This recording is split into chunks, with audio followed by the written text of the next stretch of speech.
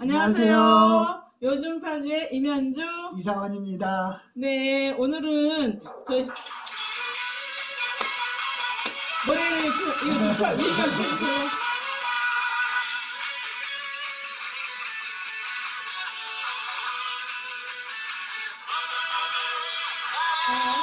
지금 가자. 지금 가자. 오,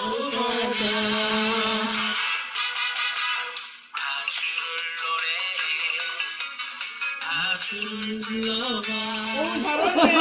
계속 해보세요.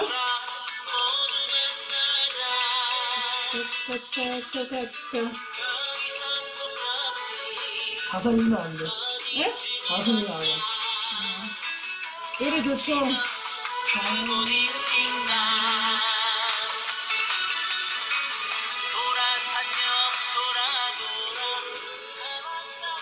그럼 이거 저작권에 걸리나요? 그럴 리가요.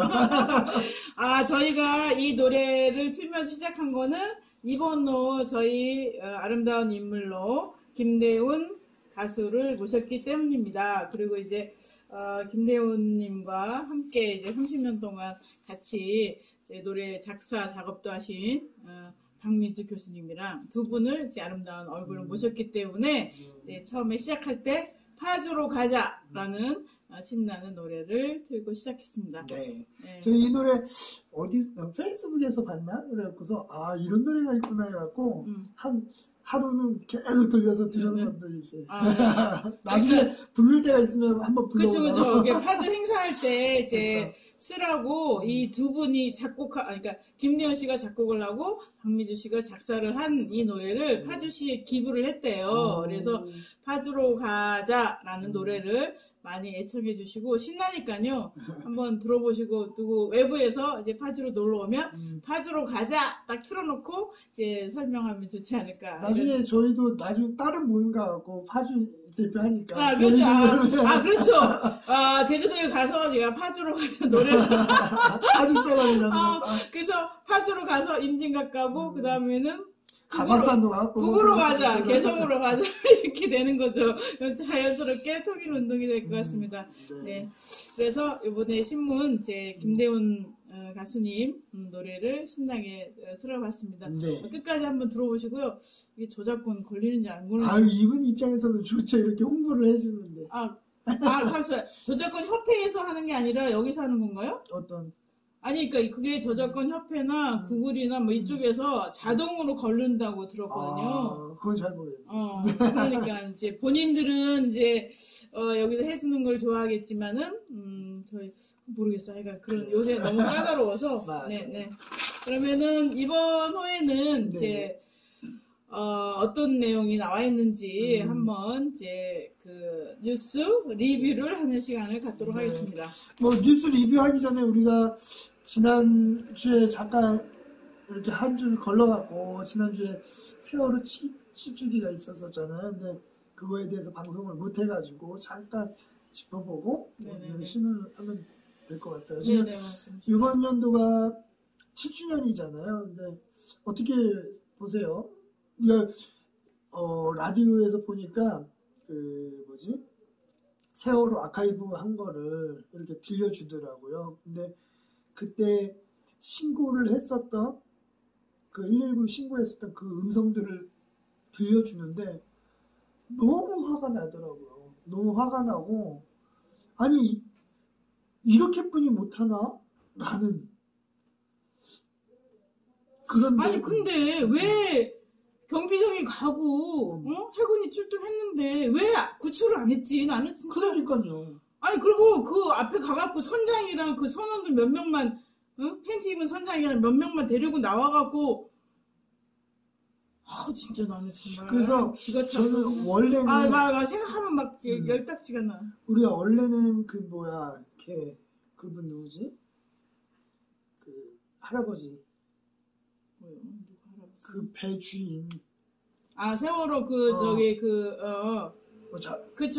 그분한테. 그분이 시체로 발견됐잖아요. 그러니까. 시체도 이상한 자리에 곱게 누워갖고. 맞아요.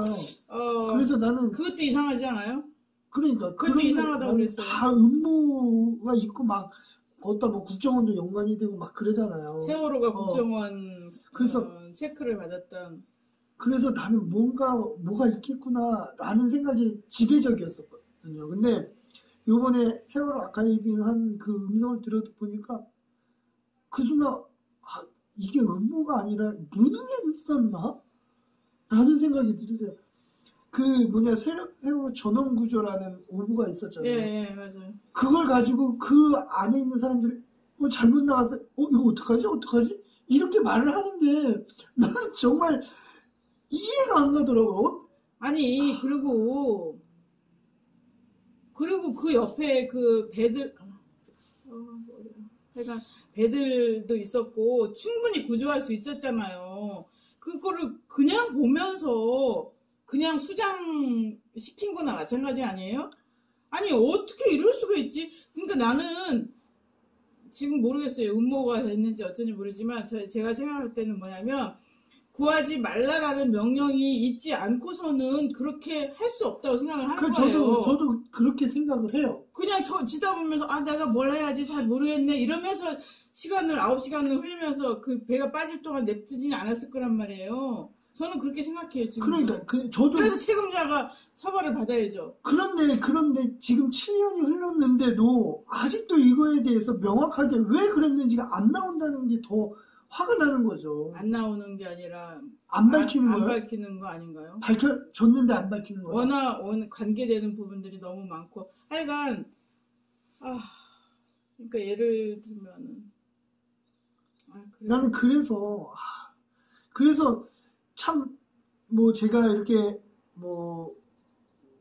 그 지금의 정권에 대해서 아주 반감을 갖고 있는 건 아니지만 이런 걸 보면은 참 답답하다는 거죠. 맞아요. 국민들은 그렇게 힘을 실어줬고 다 했는데 왜 안 하고 있느냐라는 거지. 뭐가 두려워서 그런 거죠? 그럴까요? 그것만 그런가요? 검찰은 안 그래요? 그러니까 윤석열을 말하면은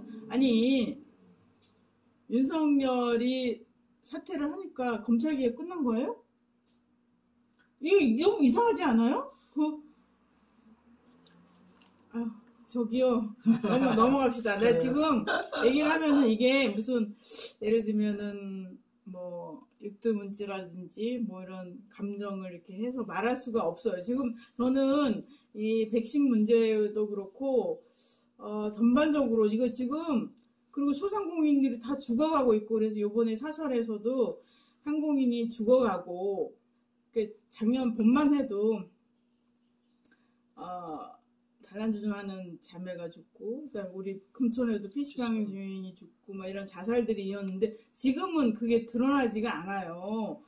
나는 이거 보도를 안 하는 거 아닌가라는 의심을 저는 갖고 있어요. 지금 작년 2월부터였잖아요. 1월 말 시작해서 2월부터였으면은 2월, 3월, 4월, 그러니까 15개월 동안 영업이 제대로 안 되면서 버텼던 많은 사람들이 있을 텐데 이분들이 어떻게 살고 있냐. 예를 들면 다른 나라는 차라리 임대료라도 그 소상공인들이 가장 큰 요구를 그러면 임대료라도 정부에서 지원해달라. 근데 정부는 무슨 얘기하냐? 착한 임대인이 되라. 세금 감면해주겠다. 그래서 어떤 그 임대인이 세금 감면하러 딱 했더니 자료를 내라는 거예요. 그러니까 임차인의 동의서, 그다음 어떻게 얼마나 깎아줬는가를 한 거 서류를 내는데 그 사람이 이미 망해서 가버렸어. 어디 갔는지 어떻게 알아? 가게를 빼버렸는데. 그럼 감면을 하려고 그러는데 감면도 못 받아요. 이런 일들이 많이 있는데 도대체 정부는 뭘 하고 있냐? 모든 사람이 다 죽은 다음에 돈을 풀 거예요? 도대체 나는 왜 답답하죠. 답답할 정도가 아니라 이거는 그러니까 국민들이 죽어나가면 옛날엔 구휼이라도 했어요. 구휼. 그러니까 모르는 것 같아요. 이 사람들이. 네. 그 다음 얘기로 넘어가도록 하겠습니다. 저기 그 세이브 코리안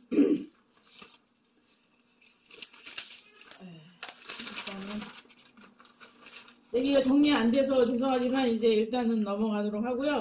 예, 이 여기를 보여드리면서 얘기를 하겠습니다. 제가 깝깝실어서 이렇게 기사를 썼는데요. 저희가 유튜브로도 했었고 또 그 김남희 씨 인터뷰한 거를 영상으로 올렸거든요. 그랬더니 이 육견협회에서 저와 저희 기자와 또 김남희 씨도 이제 고발을 했다고 그러더라고요. 그래서 저희 김석정 기자도 이제 경찰서 쫄도해서 이제 조사를 받아야 되고 저도 가야 되고 이런 상황입니다. 우리가 뭔 얘기를 했는데 네, 그런지 참 궁금합니다. 그래서 네. 그리고 저희 유튜브에 이제 그 개식용에 반대하는 많은 분들이 댓글을 달아주셔서 감사하고요. 이런 얘기를 전해드리도록 하겠습니다. 그리고 또 특별한 기사거리가 뭐가 있을까요? 네, 예전에 지금 2차 긴급 생활 안정 지원금 한다고 그러잖아요. 5월 3일부터 이제 한다고 그러는데 파주 시민한테 10만 원씩 준다고 하죠. 근데 예를 들면 파주시에서 소상공인 지원이라든지 아니면은 또 뭐 긴급 자금 대출이라든지 뭐 이런 여러 가지 대책이 있는데 파주 시민이 아니면 안 줘요. 여기는 그러니까 파주에 살아도 파주 시민으로 등록이 안 되는 사람은 못 받겠죠. 그다음에는 외국인들은 경기도에서 준다고 하는데 파주시에서 주는 10만 원 따로 주는지 모르겠네요. 그렇습니다. 그래서 긴급 생활 안정 지원금을 10만 원을 5월 3일부터 지급하기로 했다. 파주시에서. 여기 보니까 그 지급 대상이 2021년 3월 28일 24시 기준 파주시에 주민등록되어 있는 내국인 및 외국인. 외국인도 포함되어 있네요. 근데 네. 주민등록이 되어 있는 사람. 그 도서관의 제2팀장이 도서관장 2명과 책방 주인을 고발한 사건이 있었습니다. 근데 이게 사실은 예전에도 저희가 영상 뉴스에서도 얘기했지만 그렇죠. 문정 3동 행복센터가 하늘도서관으로 이제 오면서 급하게 임시 이전을 하면서 나타나는 문제였는데 이게 이제 그 도서관이 동네 책방을 살리기 위해서 하는 사업 관행에 대해서 문제 제기를 하면서 이 고발건까지 확대돼 갖고 좀 안타까운 일이 되었습니다. 그래서 저희 이번에 이슈로 이제 다뤘습니다. 네. 그래서 뭐 혹시 양쪽 얘기는 다 들었나요? 네, 그렇죠. 근데 이제 여기 내용에 보면은 이제 제2팀장은 이게 불법 하도급이다. 그러니까 어떻게 했냐면은 도서관에서 책을 구입하잖아요. 그러면 큰 책 유통 회사에서 하는 게 아니라 동네 책방을 살리자라고 해서 경기도 인증 동네 책방이 있어요. 그러면 그 인증 책방을 통해서 책을 사는 거예요. 그러면 A 책방에서 책을 사고 B 책방 이렇게 사잖아요. 그러면은 A 책방에서 사서 납품을 도서관에 해야 되는데 이 라벨링이라는 게 있어요. 도서관에 이제 분류 번호가 있잖아요. 이렇게 이렇게 보시면은 보이나요? 네. 그러면 뭐 그 사회가건 351, 뭐 381, 그다음에는 뭐 한국문학은 843, 뭐 이런 식으로 되는 그 라벨을 해야만이 도서관에서 그 책을 받아서 바로 서고에 배치도 할 수 있고, 그다음에는 이제 소장 도서로 등록도 가능하잖아요. 그러니까 이 라벨링 작업을 해야 되는데 이게 약간의 전문성도 필요하고. 동네 책방이 이런 거를 하긴 힘들잖아요. 그래서 이거를 라벨링 하는 회사가 있어요. 거기에 아예 일괄 맡겨서 하는데, 맡겨서 책방에 가져왔다가 다시 도서관 가느니, 거기 그 라벨링 회사에서 바로 도서관에 납품하면 되잖아요. 거치지 않고. 근데 이런 걸 보면은 도서관에서 하도급을 준 거다. 그러니까 이 책방이 여기에, 그러니까 도서관과 책방이 계약할 때는 하도급을 주지 못하도록 돼 있는데 책방이 라벨링 회사에 하도급을 준 것이다 라고 해석을 해서 이게 문제다 라고 이제 고발을 했고, 그다음 파주시에서는 이 문제에 대해서 알아봤더니 그게 그 하도급으로 해서 이익을 편취하거나 이런 거는 아니고 네. 계약을 조정을 해서 문구를 말하자면은 이 라벨링 회사도 도서관과 같이 계약한 것으로 처리를 하면 되겠다라고 감사과에서 정리를 했는데 이 제이 팀장은 불법을 저질렀는데 사과를 하지 않는다.